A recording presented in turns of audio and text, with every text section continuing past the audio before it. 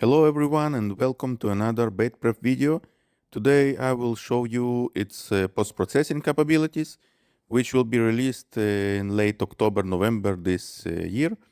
Here you can see a model of a spine, but we'll get back to it later. So I want to go to the next model, which is the NCAC Neon. It's a public crash benchmark. I have downloaded it straight from the OpenRadioss website. About 1 million elements, most of them are shells. No contour here, just the geometry and the animation.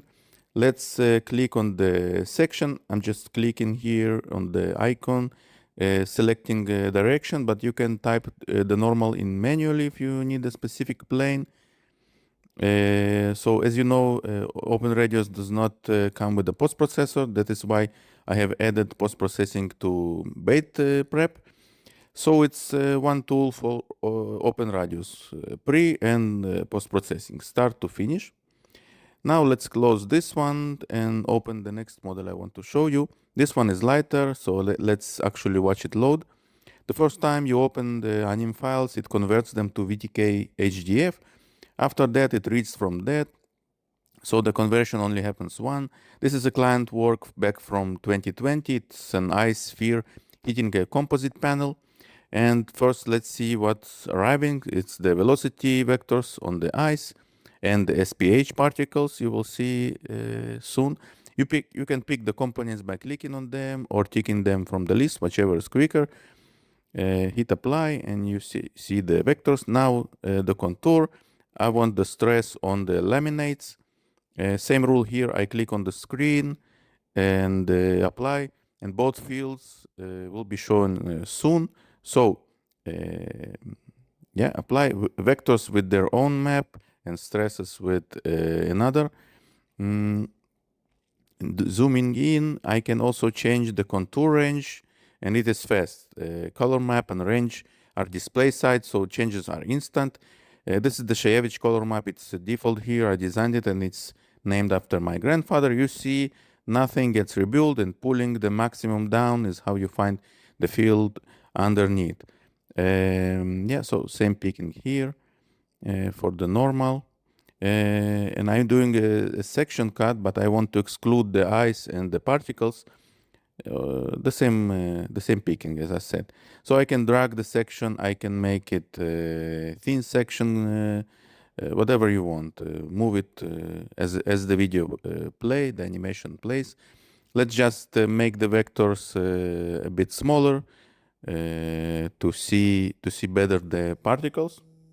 And I will do it using this scale factor, so I can reduce the size. It's now better visualized. And I can take the vectors off completely to talk about the SPH in this analysis. These are created when a solid element is deleted, so the mass and the momentum stays in the model. Size and opacity are in the visual panel. I will scale them so you can actually see them. I can also play with the opacity. And now you can watch the ice eroding and the particles taking over as it breaks up. Okay, and let's move to the next model, which is the blade impact. I want to show you how BeidPrep deals with opening a new results file while the simulation is still running. So this is a blade going into a composite wall, yes, with a raw cell foam core. The blade is shells, the core is solid, about 300,000 elements, and 120 frames are loaded at this point. So I want to apply stress. So the stress is on the composite shells. Similarly, I will select only the components I want to apply the stress on. Yes. And let me move a few frames forward so you can see the blade coming through. The shells are failing around the impact, and the foam core underneath taking the rest of it. Let me stop and put a probe on some element. This is just a random element, and the probe will stay there as the animation runs. And next thing I want to do is to paste another 7 files into this folder. So as if the solver had added a new few more files while I am working. Okay, so let's see that. I have selected these 7 files. I will copy, paste, and basically append them into the original folder.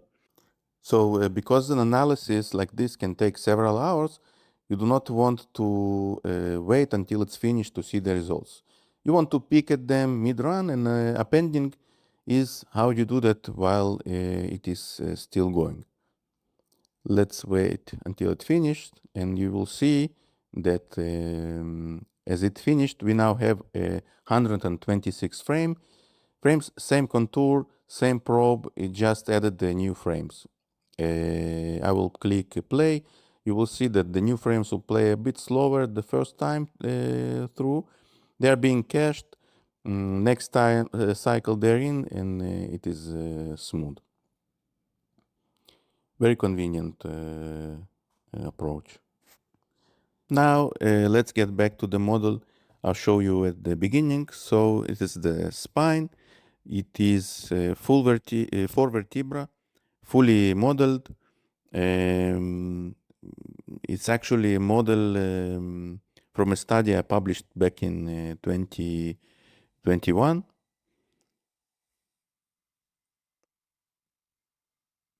So the discs are modeled as solid nucleus with shell annulus. The cord is a solid, the cerebrospinal fluid and the pleural fat are modeled as SPH particles because they are fluid and they behave like fluid. It is just over 1 million elements, most of them solids, plus 125,000 and SPH particles. Back then, I processed this in HyperView, and I still have those results on my machine. So it's the same file. I'm just opening it here. And let me put 1 mesostress on the grain, white matter of the cord. And this next part is the important one. What I'm about to show you is the BeidPrep giving the exact same results I had back when I did this research. Okay, so here is the HyperView results again. Next to it, let me open the Pro panel and pick the exact same element so we can compare the value at the same time step. Okay, I will now, okay, let's move the probe a little bit, and I want to pause the animation at the exact same time. You can see the results are exactly the same. Okay.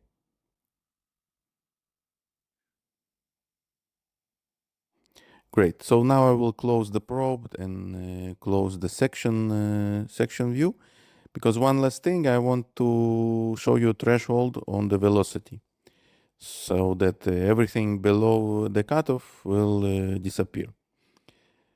Okay, I will just I will do the threshold on all of the components. Let's make some low value. So at time 0, we will see a very low amount of elements. Then the fragment hits, and you can watch the wave move through the vertebra into the CSF and then into the cord itself. That's the load path. And that's the question this model was built to answer: how the fluid around the cord changes what reaches the cord. I can also put the velocity vectors on the fluid particles as well, so you can see which way the CSF is actually moving as the wave passes through. So that's the post-processing side of BeidPrep, which uses a lot of the VTK and kitware libraries. This version isn't out yet, but you can visit my website and sign up, and I will let you know when 2.0 is released. The plan is somewhere late October or November this year. Thank you for watching, and goodbye.